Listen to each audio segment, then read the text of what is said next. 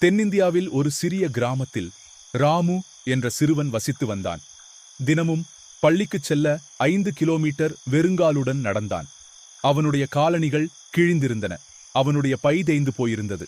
ஆனால் அவனுடைய மன உறுதி அசையாமல் இருந்தது.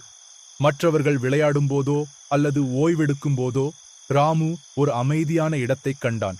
ஒரு பழைய மரத்தின் அடியில், தெருவிளக்கின் கீழ். அங்கே அவனுடைய நோட்டுப் புத்தகமும் உறுதியும் மட்டுமில்லாமல் இரவு வெகுநேரம் வரை படித்தான். ஒரு நாள் அவனுடைய ஆசிரியர், ராமு, நீ ஏன் எப்போதும் இந்த மரத்தடியில் படிக்கிறாய்? நீ வீட்டிற்குச் சென்று படிக்க முடியாதா? ஐயா, எங்கள் வீட்டில் விளக்கு இல்லை, அதனால் நான் இங்கு வருகிறேன். அவரது அர்ப்பணிப்பால் வியந்து ஆசிரியர் உதவ முடிவு செய்தார். ஆண்டுகள் கடந்துவிட்டன. ஒரு காலத்தில் தெருவிளக்கின் கீழ் படித்த அந்தச் சிறுவன் மதிப்பிற்குரிய பஞ்சாயத்து அதிகாரியாக உயர்ந்தான்.